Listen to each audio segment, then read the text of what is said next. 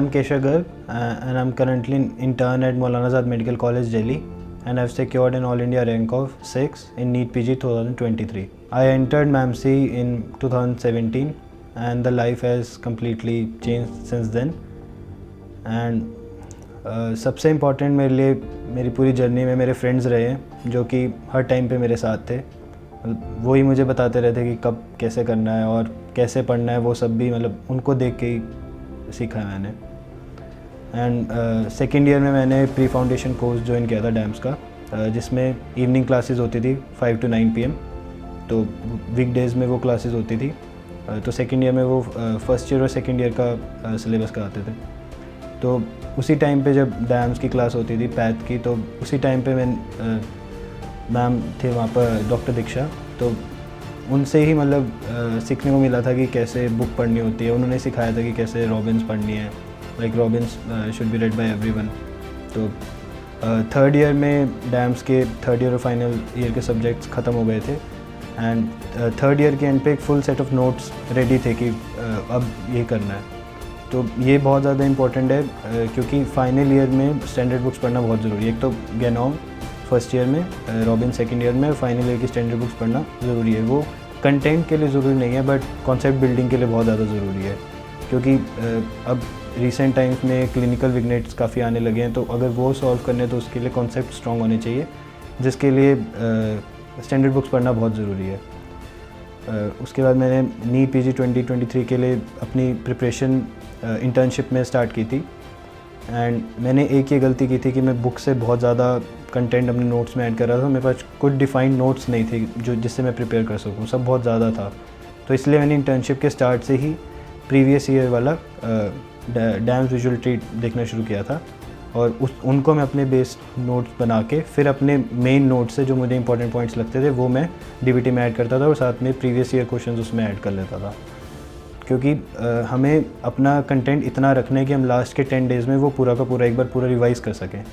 तो उसके लिए डैम्स विजुअल ट्रीट मुझे बहुत अच्छा लगा, और पिछले कुछ ईयर्स में प्रीवियस ईयर क्वेश्चंस बहुत ज़्यादा रिपीट हुए हैं। इस वाले एग्ज़ाम में भी ऐसे ही था कि प्रीवियस ईयर क्वेश्चंस बहुत ज़्यादा रिपीट हुए थे, यहाँ तक कि ऑप्शंस भी चेंज नहीं थे और ऑर्डर भी सेम था। तो लास्ट वीक में मैंने डैम्स का एक कोर कोर्स था जो PYQ के बाप के नाम से, वो देखा था, और वो बहुत ज़्यादा हेल्पफुल था क्योंकि मैक्सिमम क्वेश्चन उससे ही आए थे। या तो क्वेश्चन डायरेक्ट वही आए थे, या जो क्वेश्चन के साथ कंसेप्ट डिस्कस हुआ था वही आया था। तो DBT और PYQ का बाप तो बहुत ज़्यादा बेनिफिशियल रहा था मेरे लिए। उसके अलावा मैंने जो मेरे वीक टॉपिक्स थे उनका नीट का TND भी देखा था। उससे मतलब एक बार क्वेश्चंस करके और डिस्कशन देख के वो स्ट्रॉन्ग हो गए थे सब्जेक्ट्स। उसके अलावा एक ये चीज़ होती है कि इंटर्नशिप में बहुत ज़्यादा स्ट्रेस होता है ड्यूटी से टाइम नहीं मिलता है।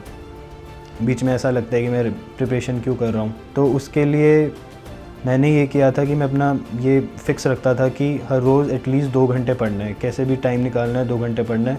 मैं सुबह जल्दी उठ के वो 2 घंटे निकालता था, और बीच में प्रिपरेशन ड्यूटीज़ के बीच में जब भी टाइम मिले तब आप क्यू बैंक्स सॉल्व कर सकते हो और फिर जाकर रूम पर रिव्यू कर सकते हो उन्हें।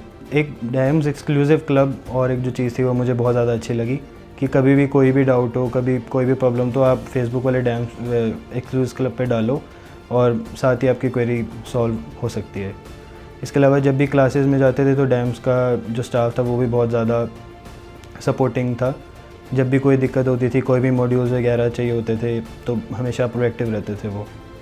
और special thanks to the DAMS faculties like Arvind sir, he is the